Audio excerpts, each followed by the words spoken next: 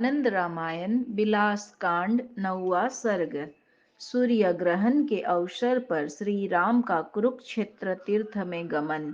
अगस्त्य पत्नी लोपामुद्रा और सीता का संवाद। श्री राम राज्य का वर्णन। बिलास कांड का महात्म्य। श्री रामदास बोले,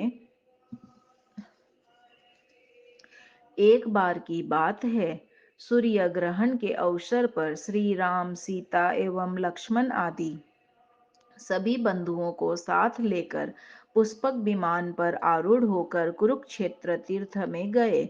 उस समय गंधर्वों, किन्नरों तथा नागों के साथ सभी देवता भी वहां आए। उनके अनेकों आश्रमों से मुनिगण और विविध देशों के राजा भी वहां उपस्थित हुए। सूर्य ग्रहण के अवसर पर श्री राम ने सीता के साथ कुरुक्षेत्र तीर्थ में स्नान किया और अनेक हाथियों, ऊंटों, रथों तथा घोड़ों का दान किया। तदंतर वहां आए हुए वे सभी राजा अपने हाथों में विविध प्रकार की भेंट सामग्री लेकर श्री राम के दर्शन के लिए उनके पास गए और राजरानियां सीता के पास आई। सीता ने उन राजपत्नियों का आलिंगन किया और उन्हें उनकी सखियों के साथ मुनि पत्नियों सहित श्रेष्ठ आसन पर बिठाया। उस मुनि समाज में महर्षि अगस्त्य तथा उनकी पत्नी देवी लोपामुद्रा भी थी। सीता के द्वारा सभी के पूजित हो जाने पर लोपामुद्रा ने सीता को आनंदित करते हुए बड़ी प्रसन्नता से कहा, हे सीते, हे कमल नयनी, हे गजगामिनी, आप धन्य है। आप श्री राम के किसी पौरुष का हमारे समक्ष वर्णन करें जो हमारे कानों को सुख प्रदान करने वाला हो। देवी लोपामुद्रा के इस प्रकार के वचनों को सुनकर सीता जी ने अपने विवाह से लेकर यहाँ कुरुक्षेत्र तीर्थ में आने तक का श्री राम का समस्त वृत्तांत उन्हें सुनाया। यह सुनकर हंसते हुए लोपामुद्रा ने पुनः सीता से कहा, हे सीते, महात्मा राघव ने जो कुछ भी किया वह सब तो यथा योग्य ही किया है, किंतु एक कार्य जो उन्होंने व्यर्थ ही कष्टपूर्वक किया उसे मैं बताती हूँ। आप यह बताएं कि पूर्व समय में उन्होंने लंका में चढ़ाई करते समय सेतु बंध का श्रम क्यों किया? उन्होंने क्यों नहीं कुंभयोनि अगस्त्य जी से समुद्र पी जाने को कहा? वे तो अपने चुल्लू में लेकर उस सारे क्षार समुद्र से जल को क्षण भर में ही पी जाते। इससे समुद्र सूख जाता और वे वानरों को जाने का मार्ग मिल जाता। व्यर्थ ही उन्होंने वानरों को समुद्र पर पुल बांधने का परिश्रम पूर्ण कार्य में लगाया।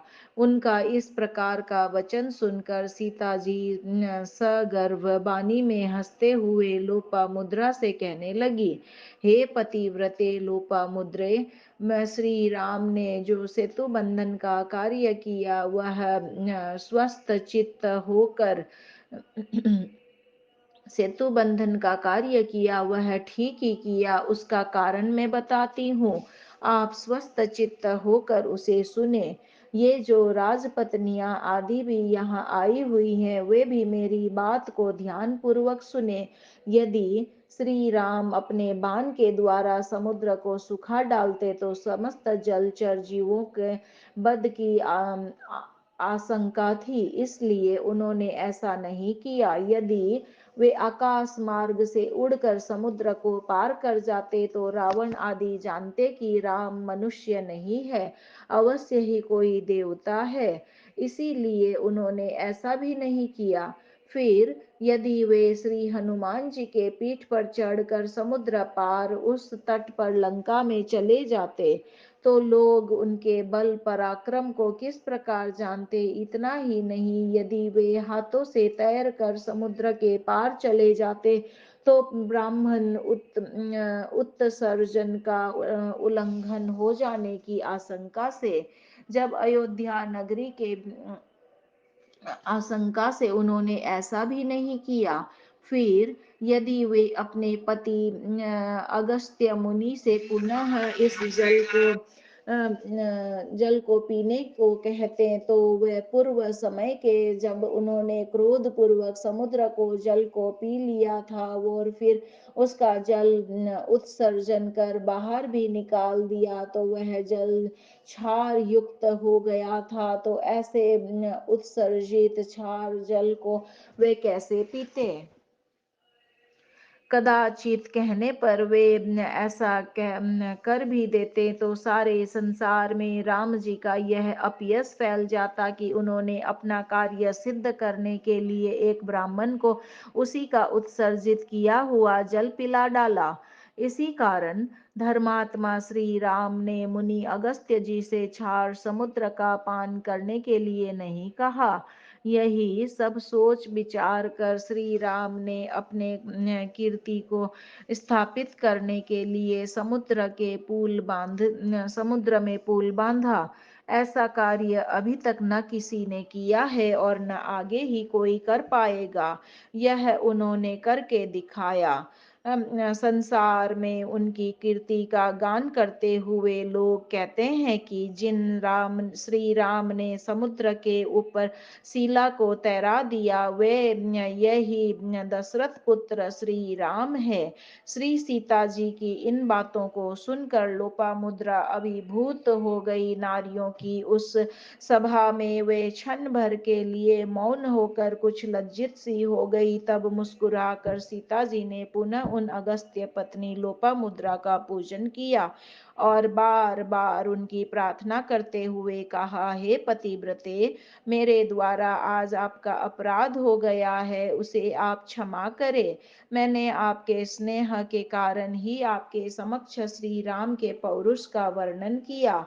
मैं तो यही समझती हूँ कि आपके पति श्री अगस्त्य जी के आशीर्वाद से ही श्री राम में इस प्रकार की शक्ति आई। इस प्रकार लोपामुद्रा की प्रार्थना कर देवी सीता ने उन सभी राज रानियों के साथ लोपामुद्रा को विदा किया। रानियों ने सीता जी की पूजन रानियों ने सीता जी का पूजन किया। तदंतर सीता रघुत्तम श्री राम के समीप चली गई। तब श्री राम ने भी राजाओं के द्वारा सम्मानित होकर सीता को साथ लेकर गरुड़ पर विराजमान होकर अपनी नगरी अयोध्या के लिए प्रस्थान किया। सूर्य ग्रहण के उस अवसर पर जो जो भी नर नारी कुरुक्षेत्र में आए थे वे सभी श्री राम का दर्शन पाकर अत्यंत प्रसन्न होते हुए अपने अपने स्थान को लौट गए। श्री राम भी जब अयोध्या नगरी के भीतर पहुंचे तो मार्ग में नगरी के स्त्रियों द्वारा दीपक युक्त कलशों के द्वारा निराजित होते हुए प्रसन्नता पूर्वक अपने महल में गए और उन्होंने जनक नंदिनी सीता के साथ सुखपूर्वक बहुत समय तक आनंद का अनुभव किया। इस प्रकार से श्री राम ने अयोध्यापुरी में भूमिजा सीता के साथ अनेक प्रकार के आनंददायी क्रीड़ा कौतुक किए। श्री राम के समान ही श्री लक्ष्मण आदि भाइयों ने भी अपनी अपनी स्त्रियों को साथ बहुत काल तक अनेक प्रकार के सुखों का आनंद लिया। श्री राम द्वारा शासित होने पर उनके राज्य काल में संसार में न कोई पराई स्त्री में आसक्त था, न कोई वारंगनाओं में आसक्त था और न कोई मादक वस्तुओं का सेवन करने वाला ही था। कोई दरिद्री नहीं था, कोई भी रोगी नहीं था, न कोई किसी भी चिंता आदि से ग्रस्त था और न कोई दुखी ही था। न कोई पापात्मा था, न कोई मूर्ख था, न कोई चोर था और न कोई हिंसक व्यक्ति ही था।